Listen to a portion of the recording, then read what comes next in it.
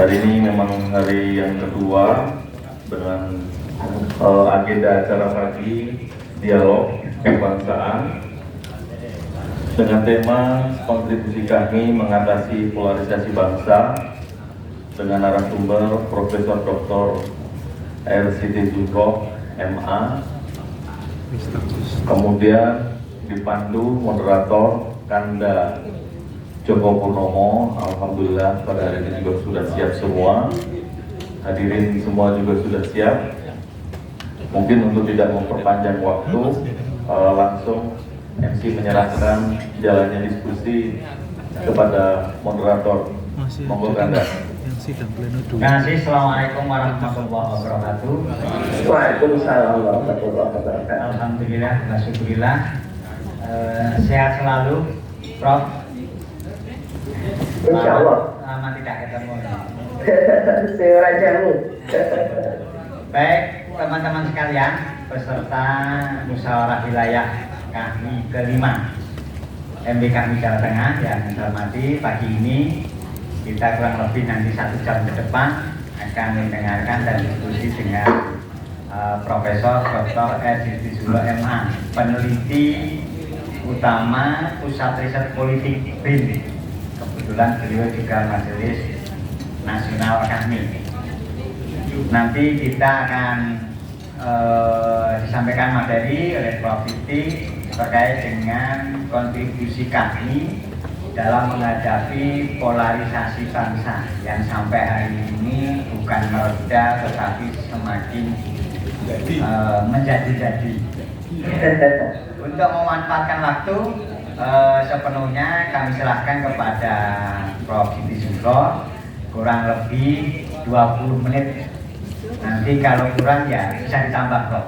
Ini kebetulan se-Jawa Tengah ini karena tadi malam mimpinya Prof. Siti langsung ada di tengah-tengah kita. Tapi meskipun lewat daring, ini teman-teman full ini. Jadi biasanya kalau kami itu acara pagi itu kosong, Prof. Tapi dari jam alhamdulillah sudah full. Iya. Saya kira itu langsung saja waktu saya serahkan ke Prof. Siti Zulkoh. Monggo. Iya, terima kasih banyak Mas Joko Purnomo. Bismillahirrahmanirrahim. Assalamualaikum warahmatullahi wabarakatuh. Puji syukur kepada Allah Subhanahu wa Ta'ala yang memberikan kita gitu ya kelimpahan rezeki, kelimpahan kesehatan dan dimudahkan sehingga muswil bisa berlangsung sejak kemarin dan hari ini, dan mudah-mudahan muswil Jawa Tengah akan betul-betul nanti mampu merumuskan program-program yang yang bermanfaat ya untuk tentunya untuk Jawa Tengah khususnya ya, dan Indonesia pada umumnya. Jadi kita harapkan memang kami ke depan baik di level nasional, provinsi, kabupaten, kota gitu ya, majelis wilayah, majelis daerah seluruhnya gitu ya, kita keroyok bersama memberikan kontribusi untuk negeri. Terutama saya ingin mengucapkan selamat ya atas diselenggarakannya musyawarah wilayah kami Jawa Tengah yang terselenggara dengan sangat bagus ya.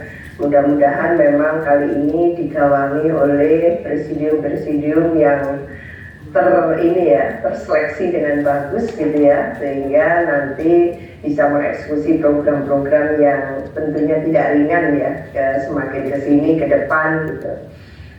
Saya terima kasih ini oleh Ketua Umum Muswilnya, Koordinator Presidium kami wilayah ya, yang diminta untuk memberikan, karena kemarin memang full banget gitu ya, kondisi badan sebenarnya tidak terlalu fit gitu ya, tapi yang tersisa pada diri kami ini kan selalu semangat gitu ya. Jadi meskipun tidak enak badan, hilang gitu rasa tidak enaknya ketika ketemu alumni lagi kan. Terima kasih banyak ini, dan tentu saya mengapresiasi ya para tokoh-tokoh yang sudah hadir ini di di acara Muswil ini kelihatan sekali tadi itu bahwa yang hadir ini full gitu dan sangat serius ya, menurut saya fresh, sudah dahar semuanya gitu ya, dengan menu-menu yang sangat bergizi, tidak seperti kita training dulu gitu ya. Dipleter luar biasa materinya, tapi menunya sangat terbatas gitu ya. Zaman tahun 70-an itu terbatas gitu ya, menu-menunya itu lodeh gitu kan, dan kerupuk ya, gimana mau pinter tapi sampai jam 1 malam gitu. Tapi alhamdulillah kita tidak bodoh gitu ya, kita pinter-pinter. Pembahasan atau topik yang dipilih sangat ini ya, sangat krusial, sangat menurut saya memang itu permasalahan yang sedang kita hadapi. Saya mencoba memikirkan tentang tentunya polarisasi. Kebetulan kemarin itu kemarin itu saya dari Golkar itu ada Jelaga Center ya kalau tidak salah itu juga melakukan satu kajian gitu yang menghadirkan lembaga survei, tiga lembaga survei besar gitu ya, dan saya dihadirkan sebagai untuk menimpali lembaga survei gitu ya, bagaimana membaca kondisi atau existing gitu ya, politik kita menyongsong 2024 itu antara lain. Tapi kalau lembaga survei ya biasalah, elektabilitas gitu kan, popularitas gitu. Tidak ada urusan dengan yang harmoni, disharmoni, konflik sosial, tidak ada urusan gitu. Jadi tentang elektabilitas saja, tentang popularitas saja, calon siapa yang akan muncul, siapa yang dimunculkan kayak gitu. Mungkin kita tidak dijeruk itu ya, kita dijeruk yang betul-betul memahami isu-isu krusial kita. Yang saya hormati semua yang hadir tentunya ya, ini tentunya para elit dari KAHMI di Jawa Tengah ya, yang sudah duduk dalam acara ini gitu. Saya pertama ingin menyampaikan supaya ada diskusi nanti ya. Share screen boleh ya? Boleh. Ini. Iya, saya share screen ya. Oke. Ini udah kelihatan merah putihnya? Ada. Hijau hitamnya mana? Nah, ini saya mencoba tentang polarisasi bangsa. Jadi ketika kita membahas polarisasi bangsa, mau tidak mau kita harus mulai menapakkan kaki kita ke pemahaman tentang arsipelago kita. Jadi arsipelago kita ini kan terdiri atas daerah-daerah kepulauan ya, kepulauan yang jumlahnya sangat banyak. Belakangan ini kita sudah mencatat ada 3 provinsi tambahan dan kemungkinan akan ditambah lagi untuk provinsi dari Papua itu, sehingga jumlahnya menjadi banyak sekarang ini gitu ya.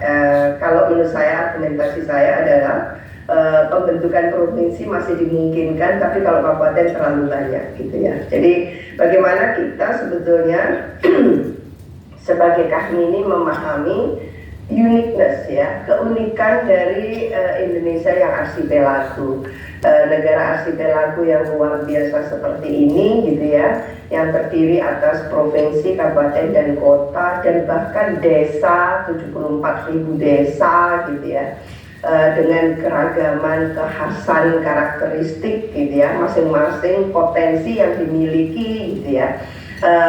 Sehingga kalau kita sampai pada satu pemetaan daerah, karena memang penelitian saya itu tentang birokrasi, tentang demokrasi, tentang otonomi daerah, desentralisasi, tentang pilkada, pemilu. Jadi bertahun-tahun meneliti ini, maka sampai pada kesimpulan sebetulnya daerah-daerah ini yang memang majunya sangat lamban sebetulnya. Nah, ini yang tidak membackup nasional kita supaya terjadi akselerasi gitu ya, karena daerah-daerahnya memang masih seperti ini. Ini yang kita ketahui gitu ya. Nah, kalau kita lihat memang jumlah daerah kita ini kan 37 provinsi, 415 kabupaten, 93 kota kan gitu ya. Tadi saya sebutkan juga desa yang jumlahnya banyak sekali, yaitu 74.000 desa lah. Lantas apa yang merisaukan kita sebetulnya? Ini sebagai pendahuluan. Dengan negara arsipelago yang majemuk, yang Bhinneka Tunggal Ika ya, ini kan selalu kita mengambil satu dimensi yang sangat positif, bahwa kemajemukan itu adalah kekuatan gitu ya. Argumentasi kita seperti itu, kemajemukan ini adalah kekuatan. Apakah betul seperti itu? Tapi di sisi yang lain gitu ya, kemajemukan ini juga risky gitu ya, kalau tidak dikelola dengan sangat baik. Itu masalahnya gitu ya. Lah ternyata benar adanya belakangan ini dalam konteks demokrasi, khususnya pelaksanaan pemilu dan pilkada, terjadilah politisasi kemajemukan, kepolitisasi yang namanya SARA, yang mestinya tidak boleh dilakukan tapi juga terjadi gitu ya, dan dilakukan dengan sempurna itu politisasinya. Lah pembangunan bangsa dan negara ini seharusnya senantiasa menjadikan kemajemukan ya sebagai kekuatan, karena kemajemukan adalah semua anugerah gitu. Dan kalau menurut saya tagline-nya itu harusnya ada kemajemukan, kemanusiaan, dan kebersamaan. Jadi 3K tadi itu harusnya menjadi satu tagline yang menjadi satu kesatuan utuh kan gitu. Kemanusiaan, kemajemukan, dan kebersamaan, seharusnya seperti itu. Dalam perkembangannya kita menyaksikan bahwa sebetulnya keluarga besar bangsa ini terjebak ya ke dalam egosentrisme atau primordialisme yang merugikan ya, baik secara keagamaan ya, kesukuan maupun kepentingan politik sempit dan kepentingan bisnis. Jadi ini yang kita rasakan gitu ya, egosentrisme ya, primordialisme. Lalu saya kemarin mengatakan di Jelaga Center itu mengapa lalu yang muncul itu adalah disharmoni di tengah masyarakat karena adanya polarisasi tadi itu. Apakah karena partai-partai tidak piawai, tidak bertalenta tinggi untuk sesegera mungkin gitu ya, menghadirkan satu kompetisi bagi calon-calon yang sudah dipromosikan atau ditetapkan gitu sebagai capres-cawapres tadi itu, untuk menyampaikan gitu kan kualitasnya, kualifikasinya kan itu, sehingga tidak diberikan peluang atau jeda sedikit pun gitu ya kepada publik luas gitu, atau mungkin komunitas tertentu yang hobinya memang menggoreng-goreng saja gitu tentang isu intoleransi dan sebagainya. Lah ini yang tidak diberikan respon tangkas yang dilakukan oleh partai-partai politik, sehingga menjadi seperti ini gitu. Itu yang saya kritik kepada partai. Lah tentang polarisasi tadi itu juga, apa yang kita harapkan adalah, kita pikirkan adalah fenomena kesenjangan sosial ekonomi ini ya. Jadi banyak hal yang mendorong gitu ya, memunculkan adanya polarisasi tadi itu. Yang sangat krusial antara lain adalah kesenjangan sosial ekonomi, lebarnya jurang antara yang kaya dan miskin, dan rendahnya kadar empati dan solidaritas sosial yang membawa dampak sistemik terhadap integrasi dan integritas bangsa. Ini, jadi kalau ini dibuka atau dikontekstualisasikan dengan kekinian ya, apa yang terjadi dengan Polri kita gitu. Ini kotak Pandoranya sudah terbuka gitu kan. Ternyata memang di sini masalahnya. Apa yang kita upayakan dengan demokrasi, reformasi, apapun itu bunyinya gitu ya, ternyata tidak ditopang oleh hukum, sistem hukum kita yang berkualitas gitu ya. Hukumnya mengalami pembusukan dari dalam kan itu. Ini krusial banget. Jadi ini yang mungkin akan mengundang kita semua, kami alumni HMI gitu ya, untuk mengawal secara ketat bagaimana agar pemilu 2024 tidak jauh lebih buruk dari pemilu 2019 yang lalu gitu ya. Kita harapkan jauh lebih bagus pastinya kan gitu. Tapi dengan kualitas hukum kita yang seperti ini gitu ya, dalam keadaan yang seperti ini, tahun politik sudah kita jalani, tahun 2022, 23, awal 2024 sudah pilpres dan pemilu legislatifnya serentak, dan apa yang kita bisa lakukan gitu dalam keadaan hukum kita yang sempoyongan seperti ini kan gitu ya.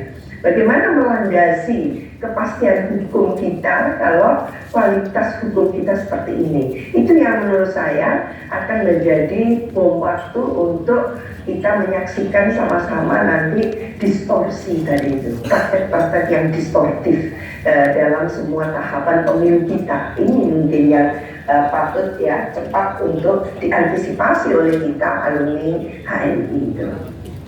Rendahnya derajat kepastian dan keadilan hukum, menurunnya nilai keadaban publik, ini serius sekali.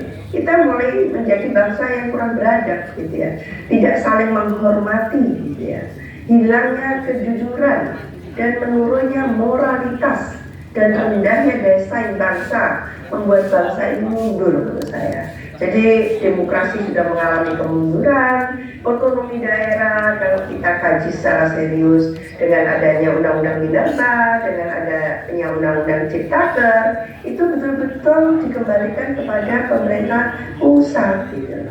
Nah, lantas bagaimana ini nasib daerah kan gitu ya? Ini juga harus menjadi concern kita semua, apalagi yang ada di daerah kan gitu. Jadi sangat lekat gitu ya dengan praktek-praktek otonomi daerah yang sekarang ini ditarik kembali.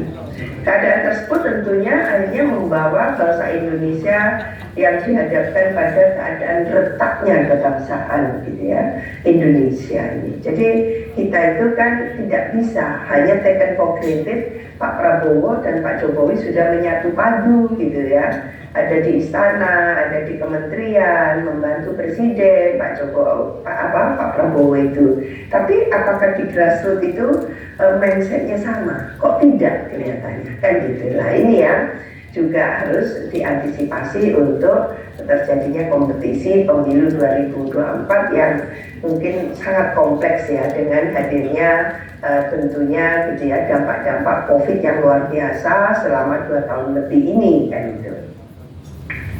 Saya lanjutkan tentang kebinekaan dan keindonesiaan ini ya. Ini kalau kita rayakan kemerdekaan kita yang sudah 77 tahun kemarin itu, apa yang bisa kita tandai, apa yang bisa kita maknai gitu ya. Indonesia merdeka. Pekerjaan rumah yang harus dikerjakan Indonesia ini semakin berat kelihatannya, karena ada kelesuan ekonomi yang merata ya, dampak COVID itu, dan ini kita sedang menginisiasi atau menyenangkan hati kita bahwa ini bangkitnya ekonomi kita kan gitu ya. Bangkitnya ekonomi kita, bagaimana mengakselerasi pembangunan ekonomi di saat COVID yang sudah mereda, dianggap endemi kan gitu lah. Silih bergantinya rezim, saya mencatat sejak Orde Lama, Orde Baru sampai Orde Reformasi belum mampu membuahkan bangunan Indonesia yang kokoh sebagaimana diharapkan para pendiri bangsa dan sesuai dengan 4 konsensus dasar negara kita atau kebangsaan kita. Jadi kalau Pancasila itu masih dihebohkan, masih menjadi hal yang kontroversi atau bahkan gitu ya, yang lalu itu bahkan mau dimasukkan ke rancangan undang-undang HIP gitu kan. Ini kan masalah besar. Lalu amandemen konstitusi kita yang dianggap belum total, belum baik, gitu ya, belum bagus, dan ini harus di amandemen lagi karena rohnya hilang dari amandemen 4 kali itu dan sebagainya. Ini artinya kita dalam keadaan yang seki sebetulnya. karena konstitusi kita ini juga dianggap masih tambal sulam amandemennya, Pancasila kita itu belum menjadi acuan dari partai politik, belum menjadi acuan gitu ya dalam berbagai tutur kata dan tindakan para elit kan gitu. Nah tentu ini akan mengancam sovereignty kita, NKRI kita, jadi unitarisme kita, dan tentu Bhinneka Tunggal Ika ini cuma menjadi jargon kosong gitu ya, kemajemukan menjadi jargon kosong karena ada politisasi intoleransi gitu ya. Jadi Muslim harusnya tidak happy dengan mendengarkan politisasi intoleransi itu. Jadi intoleran itu siapa, yang tidak toleran itu siapa kan gitu. Jadi ini kalau saya selalu berusaha mendebat gitu ya, apa yang mereka sampaikan dengan intoleransi itu. Jadi mereka mengambil satu topik yang menurut saya menjustifikasi gitu ya, seolah-olah dengan Islamofobia, intoleransi dan sebagainya tadi itu menjadi paket-paket hemat mereka untuk sebetulnya gitu ya memberikan gitu semacam sounding gitu ya kepada umat Islam gitu, seolah-olah kita ini yang tidak toleran. Demokrasi belum mampu menjembatani kemajemukan. Kalau kita melihat ya fenomena perkembangan 98 sampai 2022, berarti 24 tahun kita membangun demokrasi itu, ternyata kemajemukan kita gitu ya, lalu bangunan trust kita itu tidak tertata dengan baik gitu ya. Nah, perkembangan selama 24 tahun ini membuat kita makin prihatin, makin concern. Kofadis Indonesia, gitu ya. Pertanyaan ini relevan disampaikan karena belakangan ini muncul ya beberapa fenomena krusial terkait masalah kebinekaan dan keindonesiaan, gitu ya. Masih juga ini dipulak-pulik, gitu ya. Jadi belum given gitu, tentang keindonesiaan dan kebinekaan itu. Publik mengalami berbagai disharmoni, kan gitu ya. Beberapa isu terkait hal tersebut adalah kohesi sosial. Jadi ada ancaman kohesivitas sosial kita yang memang sangat serius sebetulnya, gitu ya. Tapi ada pembiaran, gitu kan. Tidak diberikan satu katakan solusi, gitu ya, atau katakan penyelesaiannya itu seperti apa. Masalah primordialisme, keadilan ekonomi dan keadilan hukum, gitu ya, keadaban atau moral publik ya, dan daya saing bangsa. Ini satu kesatuan yang utuh yang seharusnya ketika pemerintah mengatakan kita akan menggenjot daya saing kita, gitu ya, lalu memperbaikilah yang disebut reformasi birokrasi, visi besar pemerintah dengan ya, katakan gitu kan, membangun SDM unggul, investasi kan gitu, ada 5 kalau nggak salah gitu ya, termasuk membangun infrastruktur gitu kan dan sebagainya. Tapi bagaimana itu dibangun kalau pada saat yang bersamaan kita tidak concern, kita menyaksikan gitu ya, bahwa komitmen itu tidak betul-betul dijalankan. Ini yang menjadi concern kita. Nah, ini juga harusnya menjadi concern kami. Masalah kohesi sosial ini ya, jadi satu masalah ya serius bagi bangsa Indonesia dewasa ini adalah adanya fenomena terkoyaknya kohesi sosial ya atau harmoni sosial dalam masyarakat ya, dan ini ditandai antara lain ya dengan berkembangnya rasa saling tidak percaya, saling tidak menghormati, saling curiga dan saling mencermati di antara kelompok dalam masyarakat gitu ya. Ini juga kalau kita mau membenahi ya, tentu kami Jawa Tengah sangat mampu melakukan kontribusi yang tentu ya sangat signifikan gitu. Tapi kita juga harus melakukan introspeksi di internal kita ya, melakukan konsolidasi di internal kita, di kami itu sendiri, baik level nasional gitu ya, wilayah maupun daerah itu, bahwa apakah kita sudah betul-betul siap melangkah keluar kan gitu ya. Jangan sampai kita melangkah keluar tapi dalam kita itu masih compang-camping kan gitu ya. Ini yang penting ya, karena memang tantangannya sangat besar sementara waktu kita sangat terbatas gitu. Jadi ada 4 elemen penting yang terkait munculnya disharmoni ya, yang mengarah pada konflik sosial, dan keempat hal tersebut adalah tentunya berkaitan dengan pemenuhan hak-hak asasi manusia, HAM. Jadi kalau HAM itu dilanggar pasti akan ada protes yang luar biasa dari warga. Ini yang berkaitan dengan hak ekosok ya, mungkin sering disebutkan seperti itu, hak ekosok gitu. Pertama, kesetaraan tanpa adanya diskriminasi. Jadi kita memang membangun demokrasi itu tidak boleh ada diskriminasi. Harkat dan martabat dijunjung tinggi. Ketika komitmen untuk berpartisipasi ya dipastikan, itu diberikan jaminan di situ, dan kebebasan individu terkait pengembangan diri. Jadi 4 hal yang esensial sebagai hak asasi manusia tadi itu yang ini tidak boleh dikendalikan atau tidak boleh istilahnya itu ditopel oleh pemerintah, tidak boleh, penguasa tidak boleh mentopel itu. Kalau itu disubordinate atau dinafikan gitu ya, pasti akan terjadi protes gitu. Dan keempat hal ini saling terkait dan saling tergantung satu sama lain. Karena itu untuk mewujudkan kohesi sosial yang didasari oleh kesejahteraan masyarakat diperlukan keseimbangan ya akan 4 unsur tersebut, dan hal ini dapat diatasi oleh pemangku amanah atau stakeholders terkait dengan menunjukkan kapasitas dan komitmennya sebagai pencipta solidaritas atau solidarity maker gitu. Nah ini bagaimana pemerintah sebetulnya mampu menciptakan gitu agar tidak ada keberlanjutan dari disharmoni di tengah masyarakat tadi itu. Tapi tahun ini sudah tahun politik, jadi menurut saya kalau mau mengobati itu ya memang agak terlambat gitu. Bangsa Indonesia yang majemuk ini sebenarnya sudah secara relatif membangun persatuan dan kebersamaan.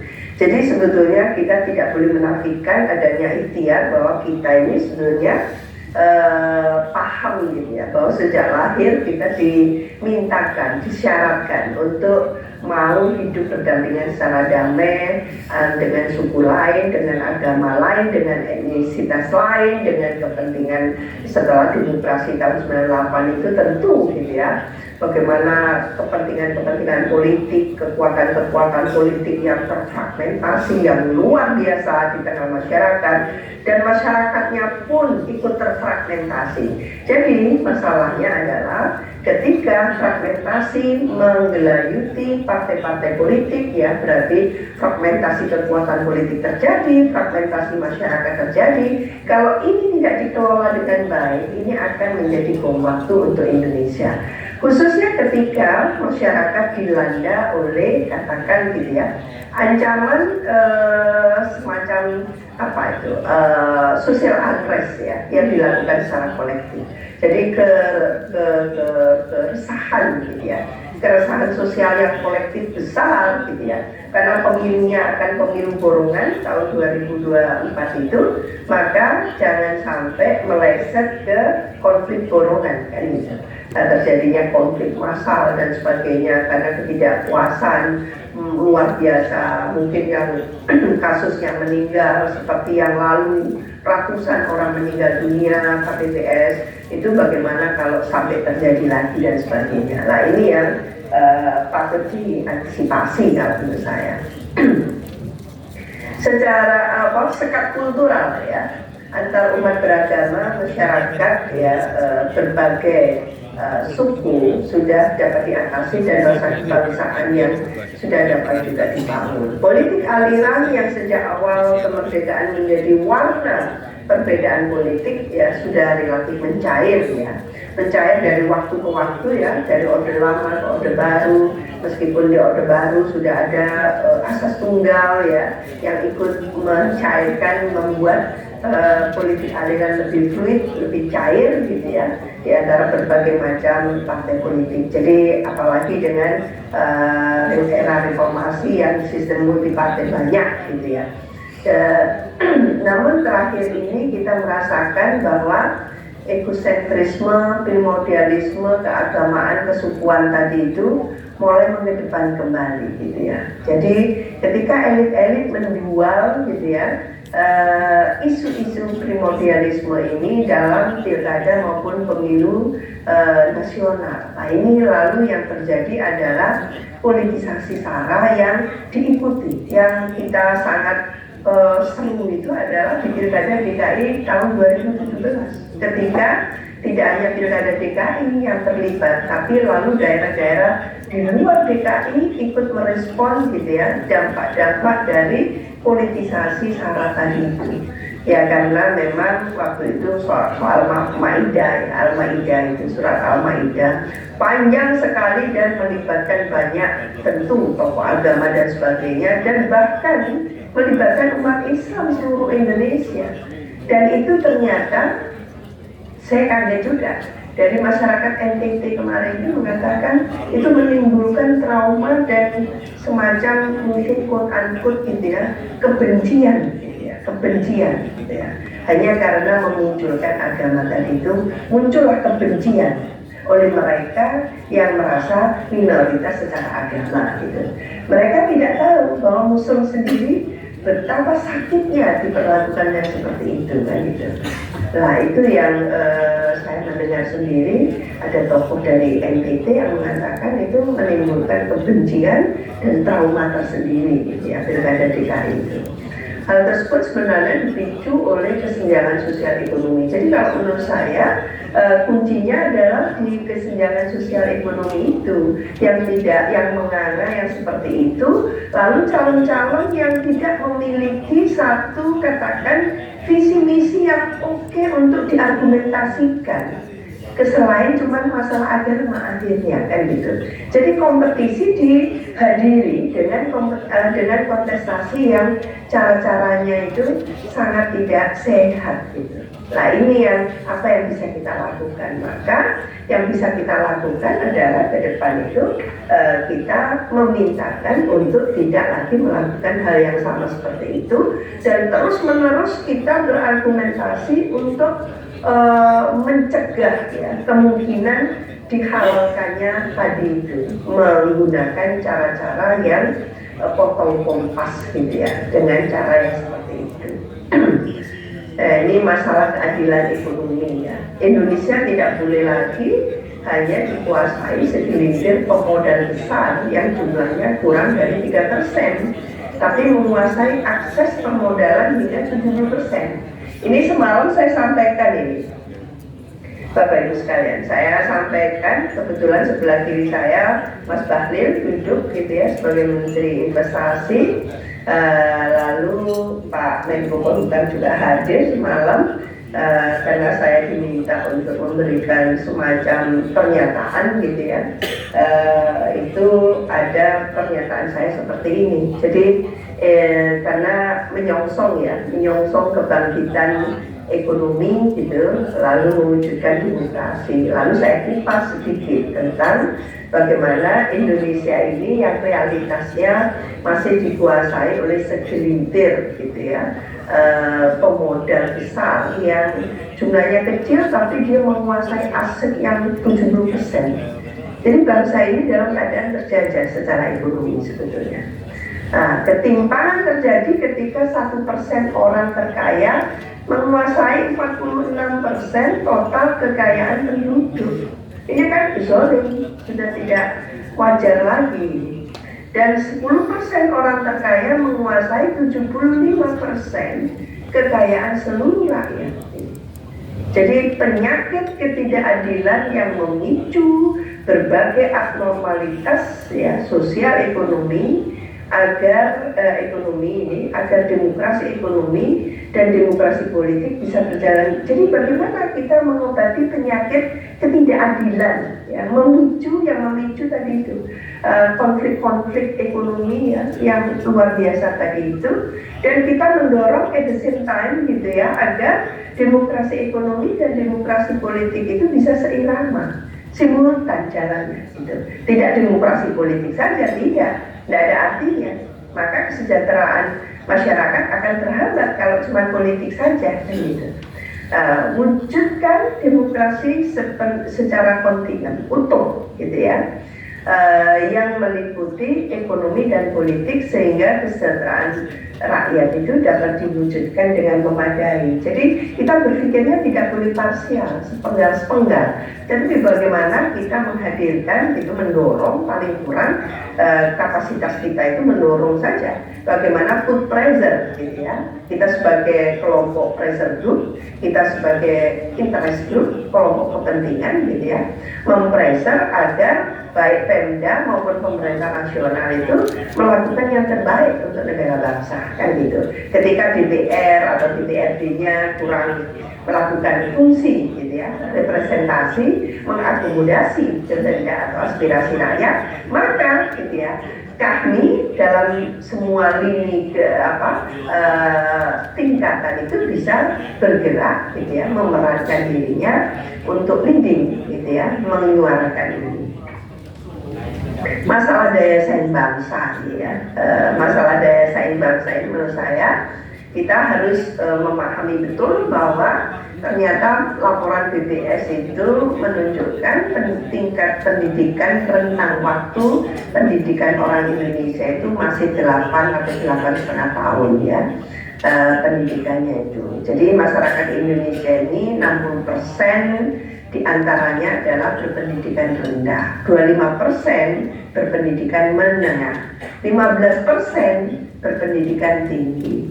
Lalu apa yang kita harapkan dari pemetaan masyarakat yang tentang pendidikannya masih variatif seperti itu, tapi ceruk paling besar gitu ya, kantong paling besarnya itu masih di 60% berpendidikan rendah. Nah, dalam konteks itu kalau kita kaitkan dengan praktek demokrasi yang mensyaratkan gitu ya, orang berpendidikan tinggi supaya nalar-nalar rasionalitasnya itu jalan, ini sudah tidak workable sebetulnya kan gitu. Oleh karena itu mengapa dalam konteks Indonesia demokrasi yang kita jalankan harus syarat dengan pembelajaran ini, pembelajaran. Jadi elit aktornya melakukan learning by doing, pembelajaran demokrasi kepada masyarakat, bukan mereka dieksploitasi gitu ya, dengan menggerakkan atau gitu ya, melakukan katakan gitu ya, apa istilahnya itu, vote buying gitu ya. Jadi meminta dukungan mereka dengan imbalan gitu ya, uang ala kadarnya. Lah, ini kalau itu diterus-teruskan sampai pemilu yang akan datang dan akan datang lagi dan sebagainya, maka kita akan batal membangun dignity bangsa gitu ya. Jadi demokrasi kita yang rencananya akan membangun peradaban itu batal dihukum, karena yang dibangun adalah vote buying kan gitu.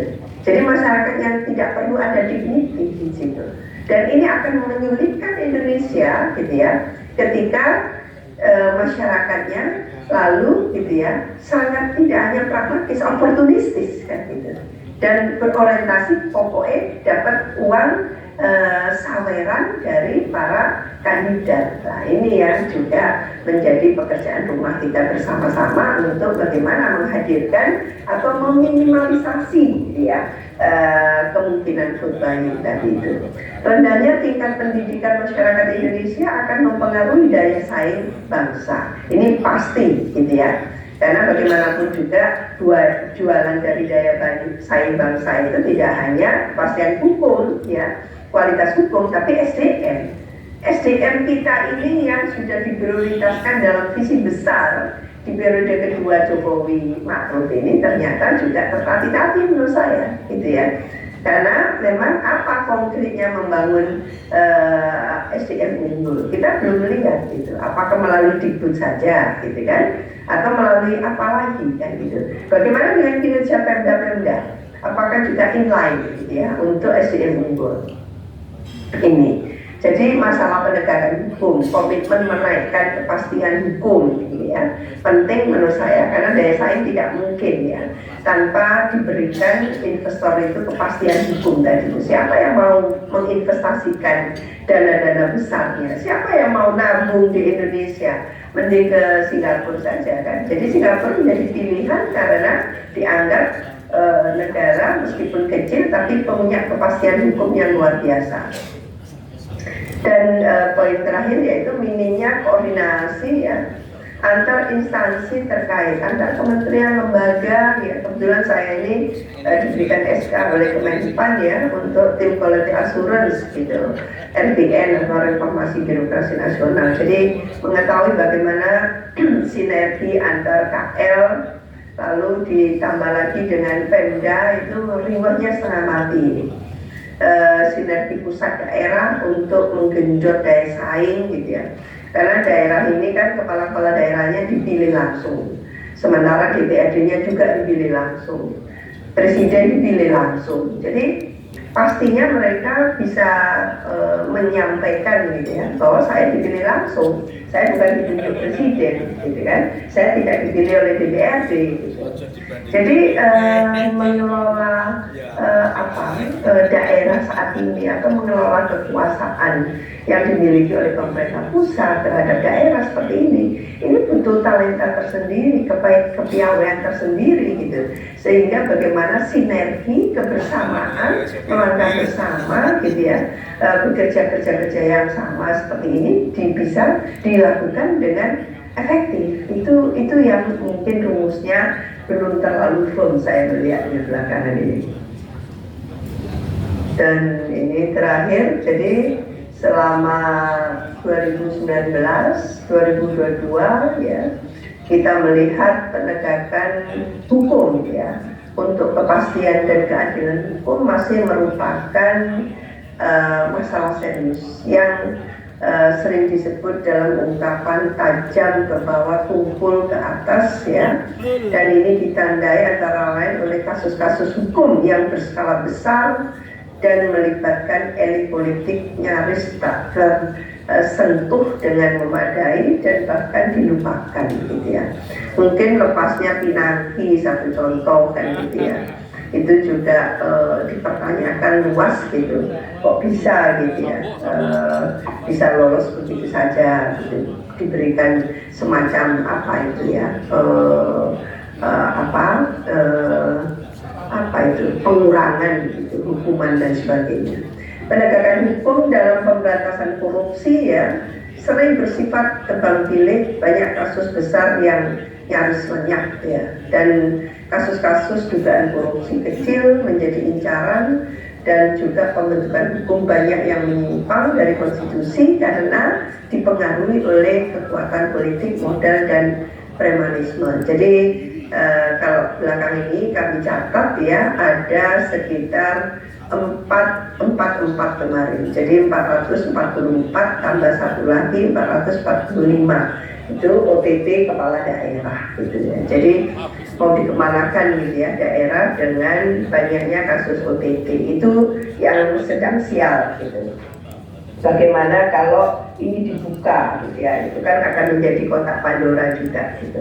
Jadi dalam konteks itu mungkin perlu ada evaluasi ya dari kami, apakah memang pilkada langsung oleh rakyat, dari rakyat oleh rakyat itu seperti dilaksanakan selama ini sejak 2005 gitu, langsung seperti ini bermanfaat, berdampak yang sangat bagus, atau sebaliknya. Jadi kita tentunya saya update juga bahwa sebenarnya Kementerian Dalam Negeri sudah mengevaluasi gitu ya tentang praktek pilkada ini dengan semua distorsi, kelemahan, kekurangan, dan dampak-dampaknya. Lantas apa kesimpulan sementara? Sepertinya akan dilakukan pilkada asimetri, itu satu contoh gitu ya. Tidak semua daerah melakukan pilkada langsung gitu. Tapi itu bertahap yang akhirnya nanti akan menuju ke pilkada oleh DPRD, tapi dengan beberapa catatan gitu, supaya ada nuansa yang bisa memberikan peluang bagi tentu rakyat gitu ya, rakyat atas nama rakyat lah gitu ya. Tidak seperti sekarang kita kayaknya langsung, tapi padahal kita ini dititik komplit oleh elit untuk memilih calon-calon mereka, kan itu melalui langsung itu. Jadi rakyat tidak punya kesempatan sendiri memilih, kan gitu. Nah, kalau melalui DPRD kita berikan satu tambahan peraturan. Jadi nanti yang memilih untuk si fit and proper test itu katakan wakil dari rakyat langsung dan DPRD, tapi orang-orang tertentu yang diberikan amanat untuk itulah. Yang setelah sudah lolos seperti itu nanti terus dikasihkan kepada DPRD. Jadi the best among the bestnya silakan dipilih oleh DPRD, sehingga mereka mau vote buying di internal DPRD mau apa silakan, tapi yang the best sudah diberikan. Nah, itu mungkin beberapa rumusan waktu tahun 2020 itu yang saya sampaikan kepada Kemendagri waktu itu, karena melihat partainya belum sehat gitu ya. Ketika partai belum sehat tentu kita tidak bisa berharap banyak bahwa nanti pilkadanya jauh lebih berkualitas dan menghasilkan pemimpin yang tidak OTT kan gitu. Tapi kalau melihat kecenderungannya ternyata memang biayanya sangat mahal dan pilkadanya distortif, sehingga mudah sekali bagi kepala daerah terpeleset dan akhirnya OTT itu. Nah, ini antara lain menurut saya penegakan hukum dan pemberantasan korupsi tentang pilih, dan ujung-ujungnya adalah kecenderungan ini akan sangat merugikan negara bangsa kita. Dan sebagai penutup ya, demi kesinambungan negara Republik Indonesia dan untuk memupuk persatuan nasional dan rasa nasionalisme serta menciptakan harmoni di tengah masyarakat, maka kekecewaan dan ketidakadilan harus dihentikan ya dan dienyahkan. Untuk itu prinsip-prinsip keadilan ekonomi dan keadilan sosial harus dilaksanakan secara benar dan berhasil. Para elit dan pemangku kepentingan ya baik di pusat maupun daerah harus serius dalam mengurus negara dan berhenti mengeksploitasi kekayaan Indonesia hanya untuk kepentingan diri, golongan, dan partainya saja. Dan pemerintah pusat, pemerintah daerah gitu ya, perlu membangun pola relasi yang harmonis ya dan sinergis. Harmoni sosial harus dirawat ya bersama oleh semua elemen bangsa, masyarakat yang sejahtera gitu ya. Elemen bangsa, masyarakat yang sejahtera diharapkan mampu merawat NKRI dan membangun rumah Indonesia yang lebih nyaman ya, teduh bagi kesinambungan NKRI. Jadi ini antara lain beberapa materi yang intinya adalah kita sudah punya lesson learn ya, lesson learn pemilu tahun 2019 yang lalu dengan semua kelebihan, kekurangan, dan dampak-dampaknya, dan dampak negatif yang luar biasa yang kita catat untuk tentunya kita berikan masukan gitu ya, berikan kontribusinya. Jadi langkah apa yang harus dilakukan oleh kami Jawa Tengah gitu ya, khususnya untuk skop Jawa Tengah gitu, sehingga kami paling tidak berkontribusi konkret lah, baik level nasional maupun daerah. Mungkin itu beberapa poin pentingnya, Mas Moderator, Mas Joko Purnomo. Mohon maaf kurang lebihnya. Wabillahi taufiq wal hidayah. Wassalamualaikum warahmatullahi wabarakatuh. Waalaikumsalam warahmatullahi wabarakatuh.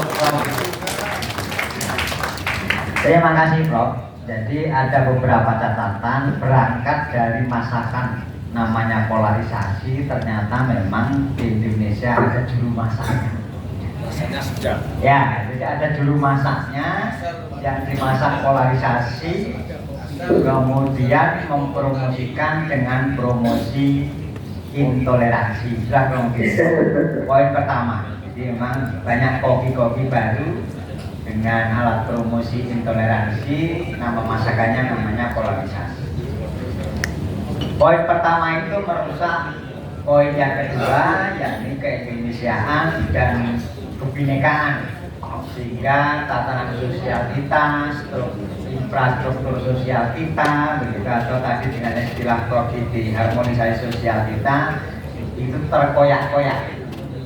Yang mengoyak ya alat masak tadi, pada juru masak, goreng gitu, digoreng sana ke sini sehingga tatanan sosial kita rusak. Baik sekalian, kemudian poin ketiga, ini ternyata model serentak itu tidak hanya melahirkan pemilu serentak, tapi juga pilkada serentak yang berdampak kepada potensi kerawanan terjadinya konflik ya serentak, gitu. Kenaikan energi pun serentak seperti yang kita hadapi saat ini, sehingga semuanya serba serentak. Oleh karena itu kesenjangan sosial, kesenjangan ekonomi itu juga terjadi bersama-sama. Itu saya kira beberapa catatan yang disampaikan Prof. Siti. Mengingat waktu ini saya beri kesempatan satu sesi ya untuk 5 penanya sekaligus, karena di sini sebelah di sini sedikit, ini 1, lajur di sini 2, lajur tengah 2, lajur sebelah itu dulu. Monggo doa depan sendiri sama belakang. Mic-nya Mas Panitia.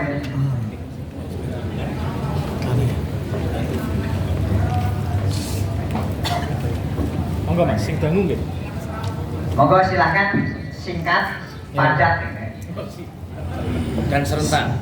Assalamualaikum warahmatullahi wabarakatuh. Waalaikumsalam. Kasiono dari Majelis Daerah Cilacap. Yang pertama terkait demokrasi kita saat ini, dari pembacaan tadi memang dirasakan cukup memprihatinkan. Artinya masih mempertentangkan kaitannya dengan keislaman dan keindonesiaan, masih mempertentangkan kaitannya dengan Islam, politik, dan lain sebagainya. Artinya kemunduran yang terjadi yang kita harapkan ada perubahan dengan sistem demokrasi yang ada, pemilu yang serentak dan lain sebagainya, itu belum menemukan titik temu. Bahkan ya, kalau bisa kita lihat, pemerintah saat ini semakin membudek dengan kebijakan-kebijakan yang ada. Contoh BBM, ketika aksi yang luar biasa, ternyata yang di parlemen tidak mendengarkan, isu-isu itu juga berusaha diredam di mana-mana dan lain sebagainya. Artinya cengkraman dari pusat ke daerah, gimana caranya biar tidak terjadi konflik sosial itu dengan berbagai cara itu dilakukan. Sehingga ketika kembali ke rumah kita, saya kembali mempertanyakan kontribusi kita, apakah kita termasuk yang menyebabkan polarisasi tersebut, karena kita dididik dulu di HMI memang dilatih untuk bisa masuk di semua lini, atau justru kita bisa memberikan solusi dimanapun kita berada. Yang penting step by step konsep tentang kebangsaan dan keislaman yang kita pahami itu bisa diterapkan dalam kehidupan berbangsa dan bernegara. Mungkin dari saya seperti itu. Assalamualaikum warahmatullahi wabarakatuh. Waalaikumsalam warahmatullahi wabarakatuh. Langsung belakang nanti biar sekalian dijawab. Silakan. Assalamualaikum warahmatullahi wabarakatuh. Waalaikumsalam.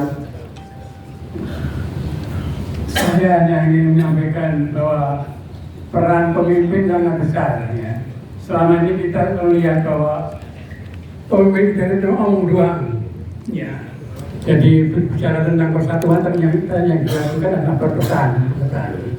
Kemudian bicara dengan misalnya tidak rangkap jabatan tapi juga jabatan merangkap di mana-mana. Jadi bagaimana langkah kita untuk bisa supaya para pemimpin itu antara ucapan dan perbuatannya sama, ya. Dan tidak abu-abu, karena di dalam Al-Quran sendiri kalau kita lihat di dalam Al-Quran juga disampaikan, mengapa kamu mengatakan dan kamu tidak melakukan? Maka ya, jadi pemimpin hanya ngomong saja tapi tidak memberi contoh yang baik. Bahkan contohnya bertolak belakang. Nah ini bagaimana kita sebagai kami ini calon-calon pemimpin agar bisa memberi contoh apa yang kita ucapkan itu yang kita laksanakan sama ini.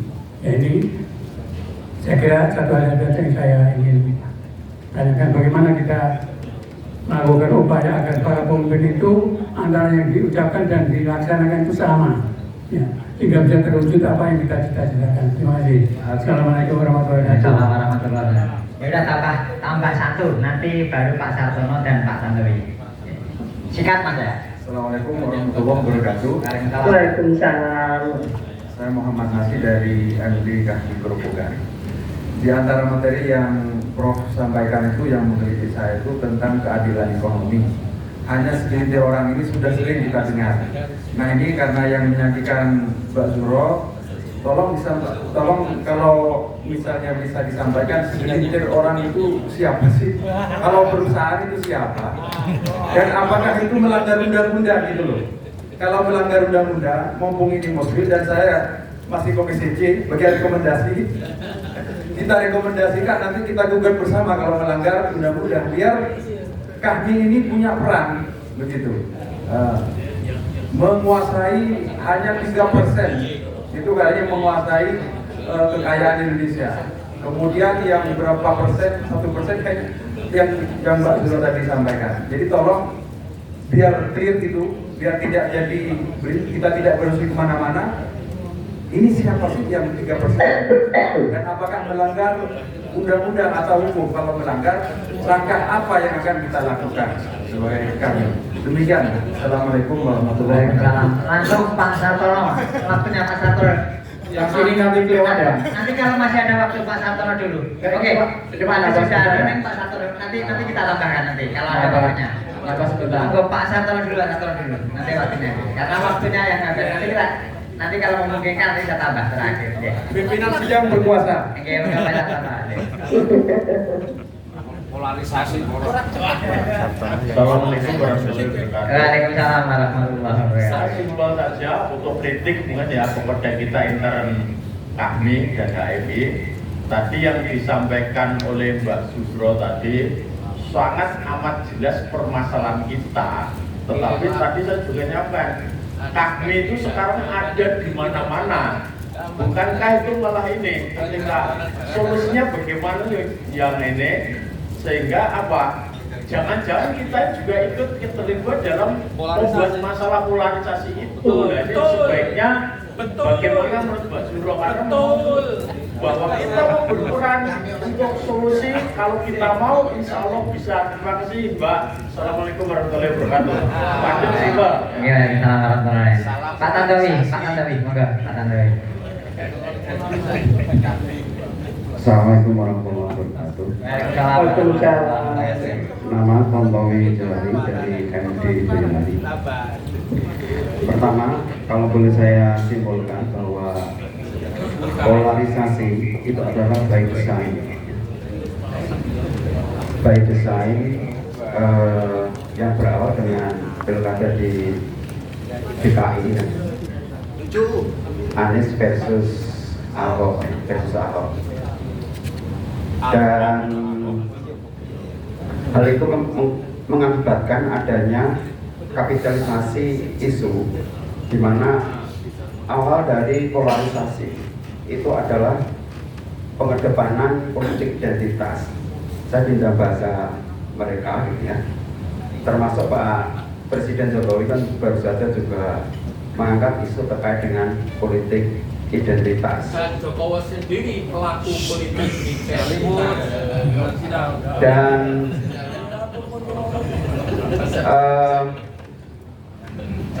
Islam politik, kalau kita rujuk pada sejak pemilu tahun 55 itu tidak pernah menang. Apalagi sekarang fragmentasi politik sekian fragmentasi politik Islam politik itu kian meluas ya, kian meluas. Nah, dan itu menjadi dikapitalisasi oleh mereka agar dengan mengedepankan aspek politik identitas sebagai sesuatu yang memecah belah, itu mengakibatkan mereka itu ketakutan. Tadi seperti katakan orang NTT misalnya gitu ya. Saya juga sering diskusi dengan orang-orang yang non Muslim atau Islam abangan gitu ya. Itu sangat takut kalau orang-orang, mohon maaf, konservatisme Islam, katakanlah dengan adanya Habib Rizik dan sebagainya, itu mereka sangat takut, sangat takut. Nah, saya punya gagasan, mungkin Bu Siti Zero bisa mengulas nanti melalui pendapat Kuntowijoyo, di mana Kuntowijoyo itu pernah mengatakan adanya objektifikasi Islam politik. Jadi saat ini Islam politik itu dengan mengeksploitasi simbol-simbol Islam ya. Misalnya ada pidato dengan Allah Akbar gitu ya, itu kan kayak politisasi. Dan itu bagi pihak lawan, pihak mereka itu menakutkan ya. Nah, bagaimana objektifikasi Islam politik itu mampu dilakukan oleh para pelaku-pelaku Islam politik itu, sehingga mengakibatkan semua itu bisa tertarik dengan isu-isu yang kita angkat, yaitu isu-isu yang bersifat universal.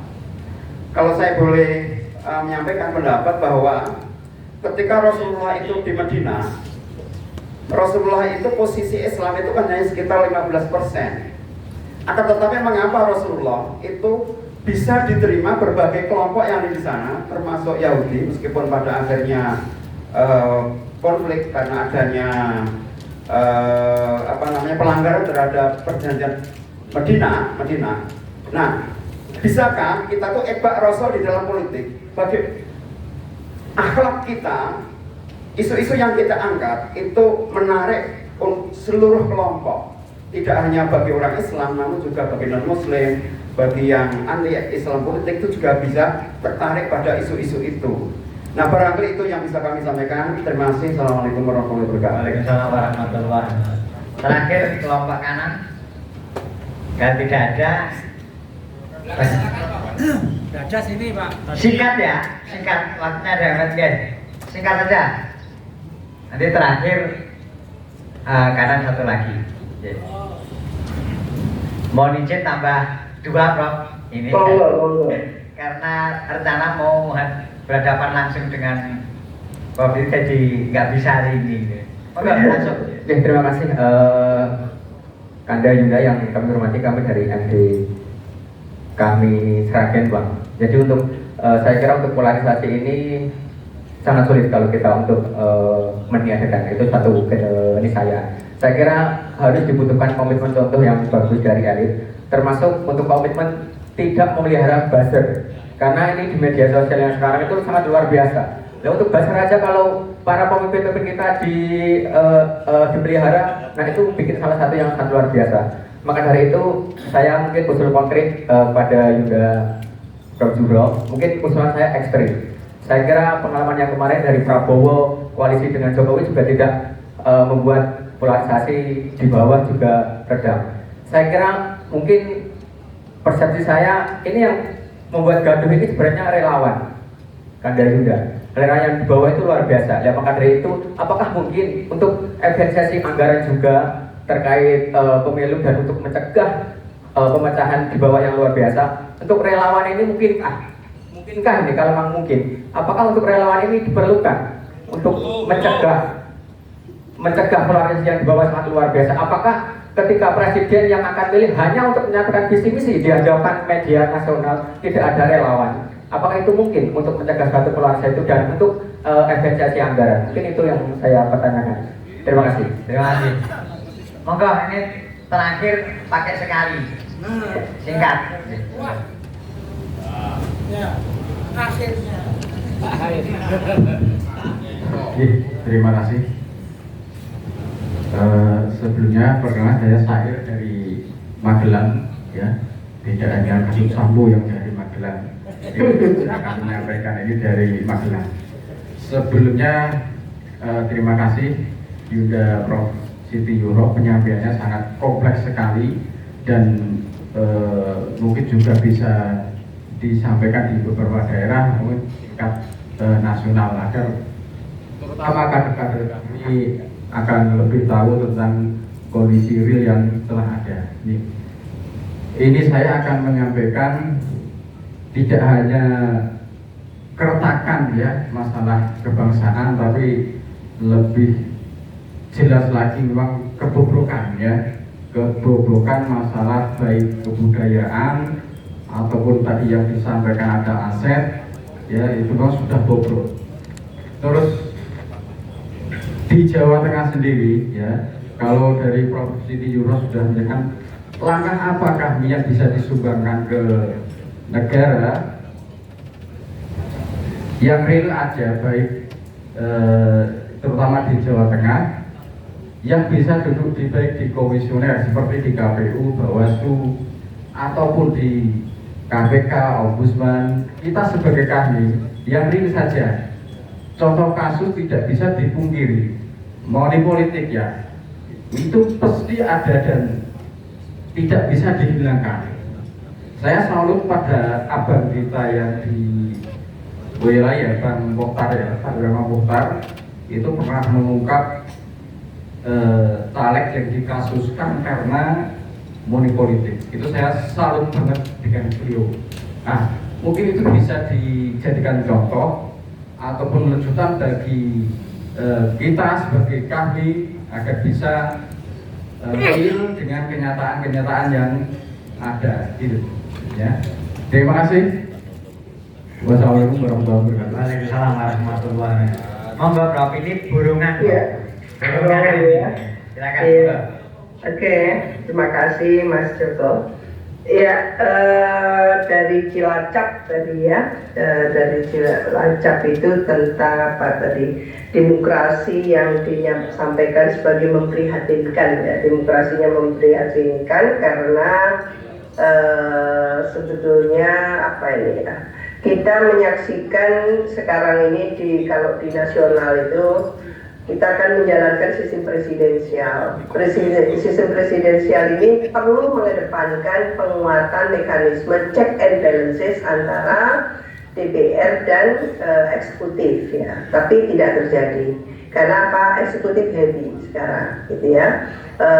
Pendukung pemerintah Jokowi sangat besar di DPR gitu, dan itu ternyata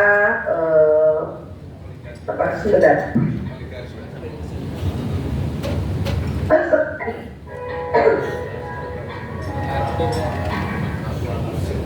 Dia masuk ya?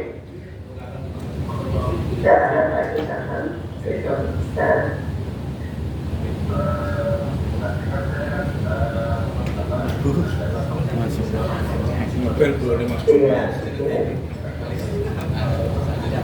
Iya.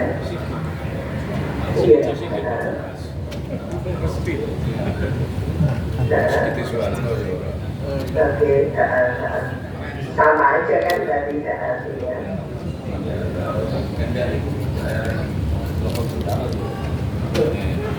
Sikit kan?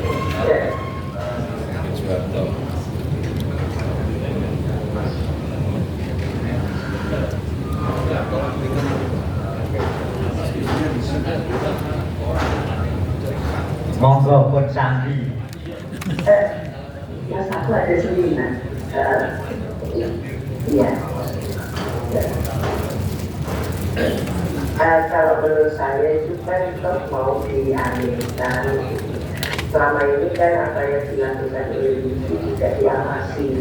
Tapi perlu pengawasannya itu kan harus ada kayak public accounting gitu Mas. Kalau kita ini kan dananya kan harus terserah aja Mas. Sederhana aja ya, sederhana aja ya. Iya, kalau itu ke ke Kak Rudi aja. Kalau soalnya duit setiap duit kurang itu akhirnya kita yang memberikan gitu loh Mas.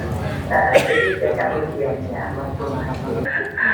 Saya sebagai MPTK kami jadi ini bertanggung jawab. Ini masalah keuangan.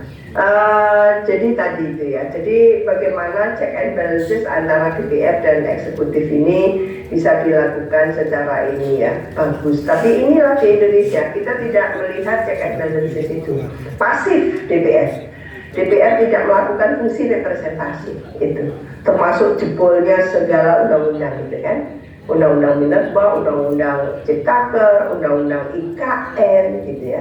Jadi semuanya jebol gitu. Karena dikebut semalam dan sebagainya lah. Ini itu jelas-jelas eksekutif heavy. Kita melihat sebetulnya apa yang bisa kita lakukan. Ini sama-sama kita di presidium. Saya di presidium nasional, Bapak Ibu ada presidium di Jawa Tengah gitu ya. Tidak tertutup kemungkinan apa yang siapapun jadi presidium itu kan punya afiliasi masing-masing dan itu sah-sah saja. Tapi ketika ada di kami, menurut saya politik kita itu politik moral gitu. Jadi institusi itu marwahnya dijaga sedemikian rupa untuk politik moral kan gitu. Jadi ketika keluar silakan individually kan gitu. Ketika di dalam paguyuban, kekeluargaan, organisasi jangan dijual murah meriah kami ini. Itu yang mohon maaf saya ini berat sekali sebagai intelektual satu-satunya yang ada di presidium gitu ya, harus menghadapi teman-teman yang politisi gitu. Saya meyakinkan itu susah. Ketika kita kritis ya, ada kebijakan yang sangat tidak bagus ya dilakukan oleh pemerintah nasional, kita bersuara, ada yang tidak setuju dan sebagainya. Ya kalau menurut saya tidak pernah mentok. Silakan saya di kami tidak boleh. Tapi kan saya punya jalur banyak, saya ini orang Green, bukan orang kami tadinya kan gitu ya.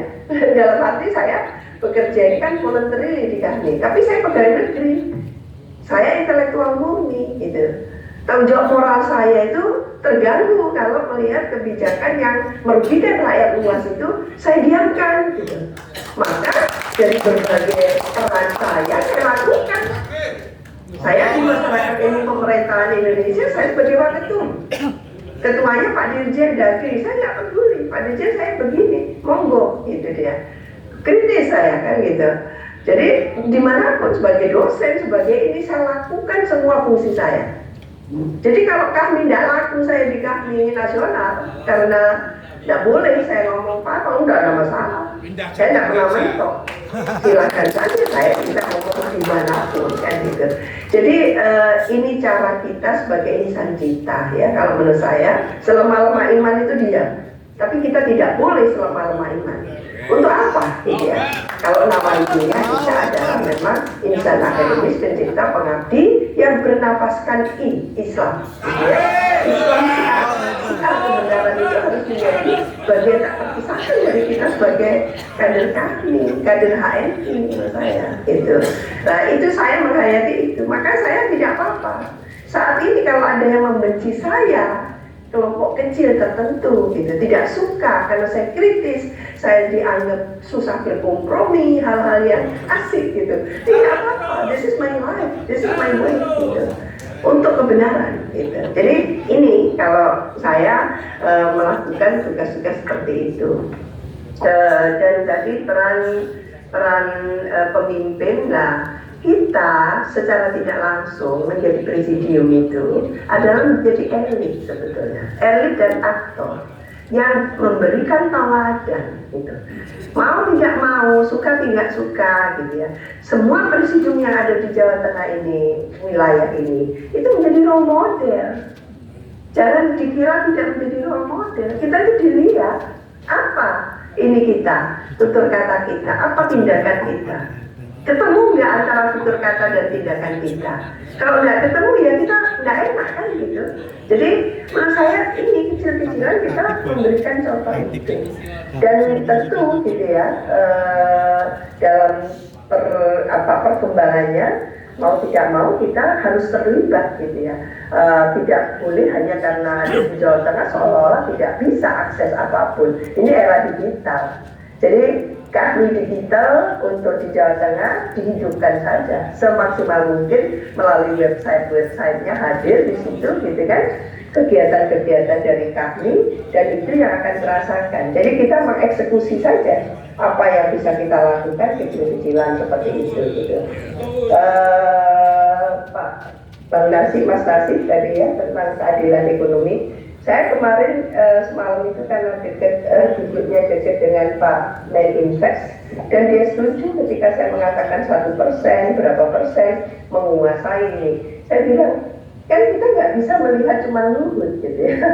Luhut seolah-olah oligarki, tidak, masih invisible. Nah, siapa yang invisible tadi itu? Itu yang saya tanya juga. Nah, Pak Meninvest tidak menyebut semalam itu. Ke saya itu ada lah itu tadi. Tapi belum tuntas, dia tidak mengatakan siapa yang ini. Pastinya konglomerat besar, tidak diragukan lagi. Kan ada konglomerat 5 besar, konglomerat 10 besar kan gitu ya. Dan kita tahu itu kan sebetulnya kan nama-nama itu tidak menjadi terlalu rahasia. Tapi pasti yang paling menentukan dan sebagainya itu yang kadang tidak bisa kita baca langsung gitu ya. Tapi sangat invisible gitu ya. Ada invisible hand di situ kan dan sebagainya itu. Nah, ini yang menurut saya ekonomi tadi itu memang sudah diakui. Semalam yang saya itu senang ada pengakuan yang jelas gitu ya. Karena Menteri Investasi pasti tahu lah gitu ya, siapa berperan apa, siapa melakukan apa, siapa dengan Pak Jokowi, karena bagaimanapun juga Mas Bahlil itu orang dekatnya, ibaratnya 24 jamnya Pak Jokowi. Jadi kalau mau kami Jawa Tengah mengundang beliau gitu ya tentang materi tentang ekonomi gitu ya dan keadilan sosial, itu bagus sekali. Tapi jangan langsung menohok, melipir aja dulu, nanti diklimakskan siapa behind the scene gitu. Coba, saya sudah mengulik-ulik gitu kan, dan dia tahu gitu. Saya tidak mau mendahului beliau karena datanya kurang akurat kalau dibanding beliau kan gitu. Saya merekomendasikan untuk kami Jawa Tengah melakukan diskusi yang khusus dengan mengundang para elit kami di Jawa Tengah kan gitu ya, untuk membahas ini bagus sekali menurut saya. Mas Sartono ya tadi tentang kami di mana-mana ya, ya saya setuju ya bahwa sebetulnya dalam keadaan Indonesia didera oleh nilai-nilai yang mengalami declining atau setback seperti ini ya, kemunduran dalam moralitas kita gitu ya, nilai-nilai budaya kita dan sebagainya, kesantunan kita, justru kami itu hadir seharusnya gitu loh. Tapi kan mohon maaf, kami ini lama gitu terpesona dengan politik gitu ya. Terpesona banget dengan politik dan tidak terasa gitu ya. Gayanya itu kayak partai politik kadang-kadang gitu. Kayak politik praktis gitu. Nah, saya agak peka sedikit karena saya ini gurunya partai politik. Saya ini political scientist, saya ini sarjana ilmuwan politik kan gitu. Jadi saya merasakan tarikan-tarikan tadi itu saya merasakan, tapi saya tidak punya satu kemewahan untuk pandai atau memiliki talenta melakukan itu. Tidak, bukan sok suci, tapi memang tidak punya talenta. Maka saya cenderung tipe-W kalau ada teman presidium yang sangat tentang politik praktisnya gitu. Selemah-lemah iman kita mengingatkan. Tapi kalau mereka resisten dan menganggap dirinya paling benar untuk menarik kami ke politik praktis, ya tunggu saja. Nanti yang harus mempertanggungjawabkan yang bersangkutan. Kalau saya gitu aja, silakan. Kami ini milik bersama kok, bukan miliknya ini atau Siti Zuhro kan gitu. Silakan. Tapi saya mengingatkan, saya bilang gitu. Politik kami itu politik moral. Kita kelebihannya di situ. Kalau politik moral tidak kita kedepankan, tapi politik praktis kita akan tidak punya marwah lagi, murah meriah. Dan itu yang dibawa oleh dulu, saya ingat tahun 2019, Pak Bang Akbar gitu ya, membawa HMI dan KAHMI semua umbul-umbulnya ke rumah beliau untuk menghadirkan Pak Jokowi. Saya dalam posisi harus memberikan tanda tangan dan saya tidak mampu untuk memberikan tanda tangan untuk mengundang, tidak, dan digantikan oleh presidium lain untuk menandatangani. Saya tidak mau tanda tangan gitu. Karena bagi saya itu sudah partisan. Saya tidak mau. Itu saya lakukan.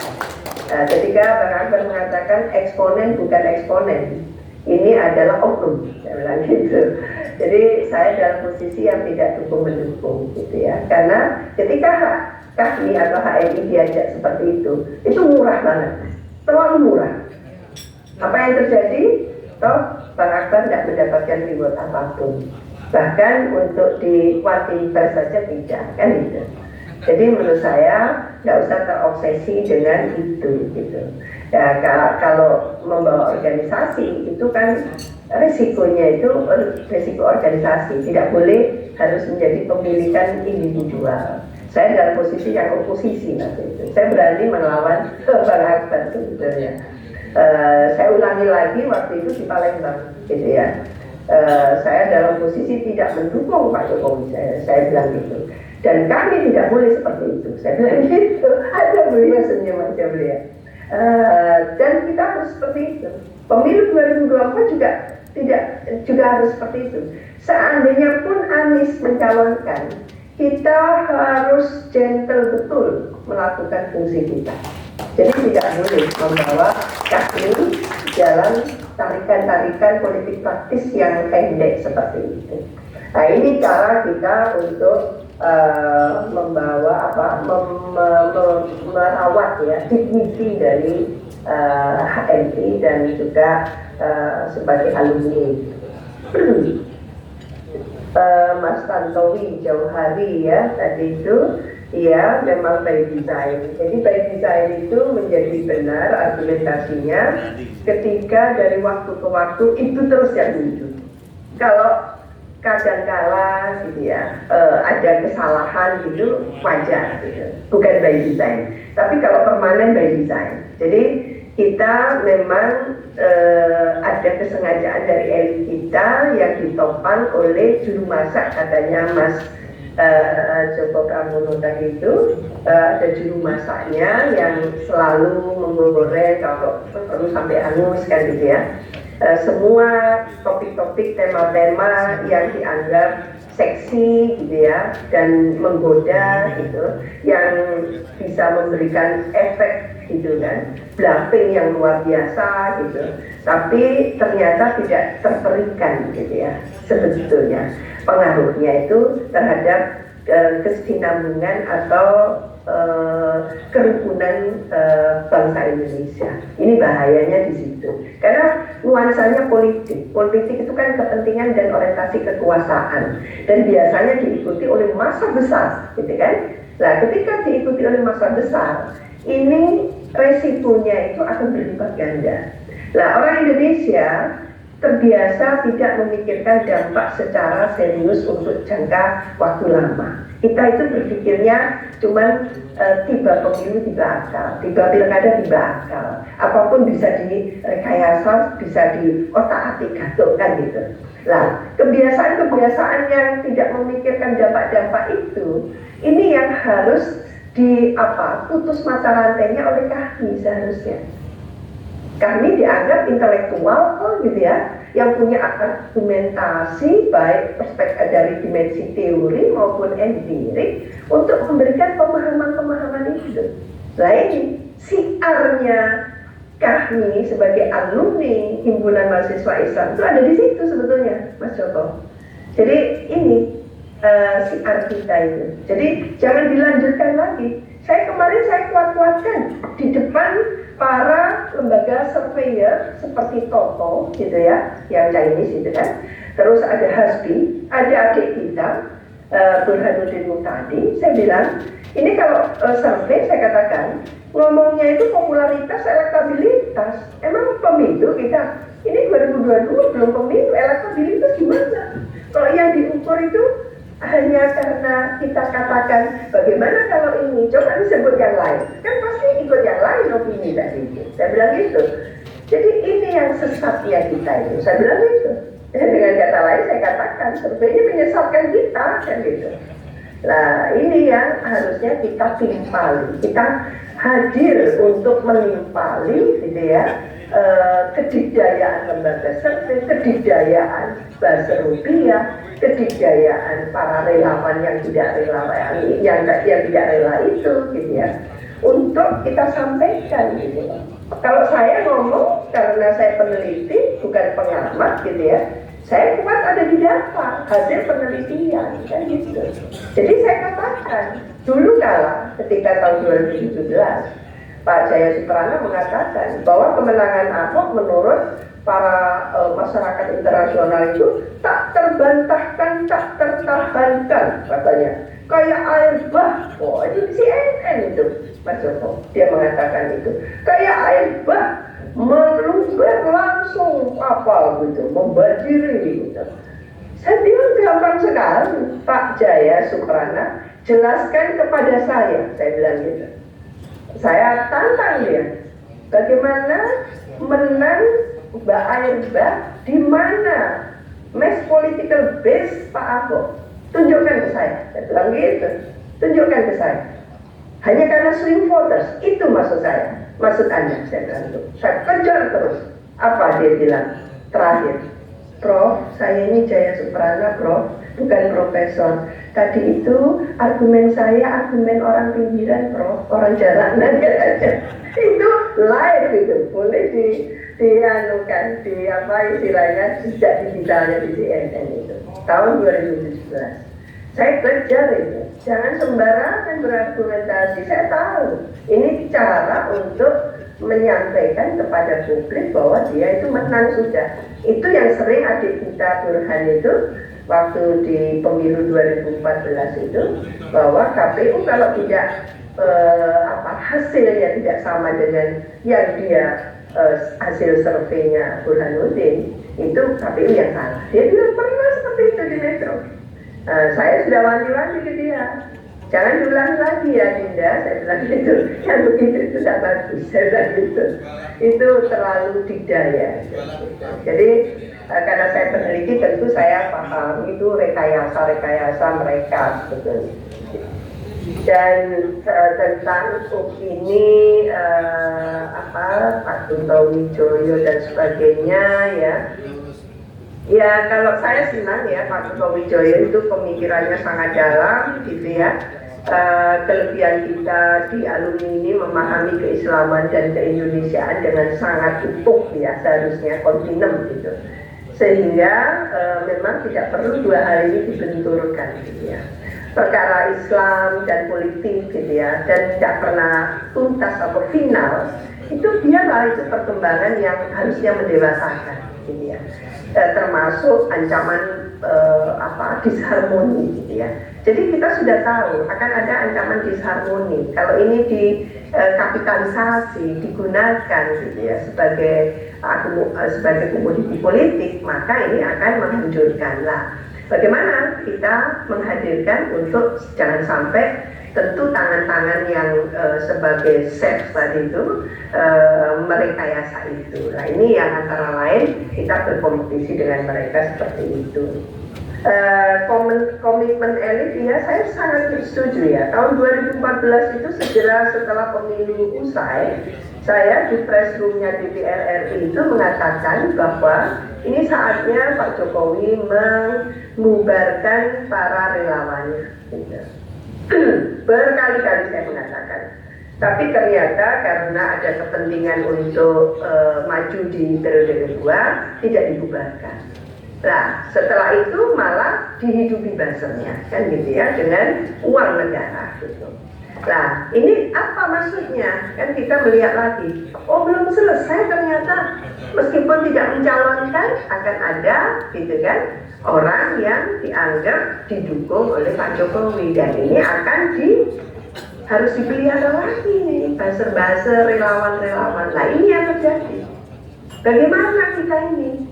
Jadi kemarin itu di Jenggala Center, saya kuat-kuatkan, saya mengatakan perasaan tidak pernah terjadi dalam pemilu, terjadi polarisasi seperti ini hanya selain Pak Jokowi dan Pak Ahok. Saya bilang gitu. Jadi mohon maaf ini, mungkin saya salah, koreksi saya bilang gitu.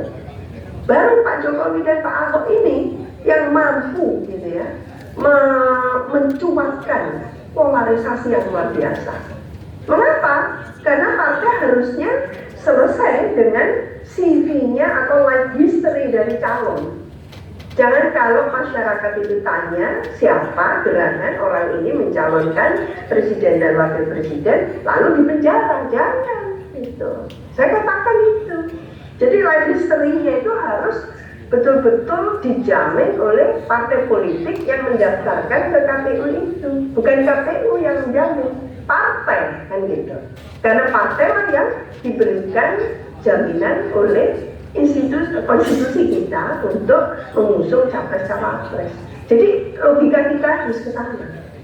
Ini, jadi nanti kalau ada capres-cawapres yang tidak clear lagi, kita nggak mau, nggak boleh lagi. Jadi supaya tidak digoreng, contoh, saya bilang gitu kemarin. Mengapa? Ditanyakan, ini komunis tidak? Kan gitu. Sampai sekarang, Bapak Ibu, saya bilang gitu kemarin, di akar rumput itu masih curiga pada Pak Jokowi yang komunis itu ada, karena belum clear. Ini masalahnya, saya bilang gitu.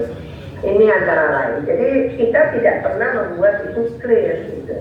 Saya sangat setuju, buzzer yang bikin gaduh ini harus dibubarkan, uang negara pula kan gitu. Relawan-relawan yang nggak rela ini ya nggak perlu lah gitu kan. Karena sudah ada partai politik, suruh partai itu bertanggung jawab, mengusung gitu kan. Sampai tanggung jawab moralnya gitu ya. Bagaimana CV-nya itu supaya bisa betul-betul akuntabel kan gitu. Dan terakhir tentang tadi itu bahasa apa itu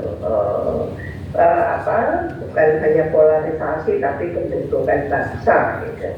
Apa yang bisa disumbangkan? Maka memang pertama dalam tempo yang sesingkat-singkatnya Presidium Majelis Wilayah kami Jawa Tengah memang harus melakukan konsolidasi untuk melakukan review internal secara kritis, lalu memetakan internal eksternal apa yang harus dilakukan gitu ya, berkaitan dengan tentu permasalahan yang sedang dihadapi. Jadi menurut saya itu saja, nggak usah terlalu muluk-muluk, tapi tentu soliditas kita dalam berorganisasi nomor satu, tidak bisa ditawar. Soliditas kita dalam berorganisasi, kita ini paguyuban, kita ini keluarga besar, kami itu organisasi kekeluargaan dan paguyuban. Jadi tidak pada tempatnya kita membuat ajang organisasi ini sebagai satu arena untuk gitu ya berkonflik atau adu jotos gitu ya, tidak. Untuk apa? Tidak ada gunanya kalau menurut saya. Alhamdulillah Mas Doli juga sangat sepaham dengan saya. Semalam juga dalam sambutan di Kilat 56 itu juga sama, ini paguyuban, saya bilang gitu. Jadi kita ini yang sudah alumni, sudah tua-tua ini gitu ya, sudah menghayati gitu bahwa alumni ini kangen-kangenan di situ. Kalau di situ bagaimana berkontribusi, kan itu saja. Jangan berantem. Saya kemarin itu juga sedih, ada MN kami yang berantem karena tidak senang kalau ada yang lain mengorganisasi seminar dan sebagainya. Loh, apa yang salah? Kita ini insan akademis, jadi senanglah berseminar, berdiskusi. Tapi ada jealousy di situ. Lah ini yang tidak sehat kalau menurut saya. Biarlah HM itu punya pokja-pokja, punya aja kegiatan macam-macam, warna-warni dan sebagainya. Jangan langsung disikat harus nama saya, tidak boleh begitu. Jadi kalau saya tidak dipasang balihonya, tidak ada masalah. Kalau balihomu yang mau dipasang banyak-banyak ya monggo. Kalau saya gitu, tidak pernah saya harus loh ya, saya mau ke daerah mana balihonya, aduh itu naudzubillah itu nggak usah seperti itu. Jadi kita adalah sosok-sosok yang mestinya ketika berorganisasi pasca jadi mahasiswa kan ini pasca kan kita itu di kami ya sudah selesai dengan masa lalu. Kalau masa lalu ya harus disebut gitu ya, siapa ketua panitia harus disebut, lalu udah tua-tua gini ya nggak perlu kalau menurut saya gitu ya. Sama dengan tekad kita mendirikan kampus digital, kan kami yang memang aduh gimana gitu kan. Tapi di situ kita nggak boleh, saya paling berjasa, nggak boleh berjasa raja di situ gitu ya. Jadi sudah ini nilainya bersama, duitnya dari semua keluarga besar kita, asik jadinya. Nggak ada yang menopang mengangkangi siapapun kampus kita, yang semuanya adalah pemilik, karena alumni adalah pemilik. Jadi enak, nyaman kayak gitu.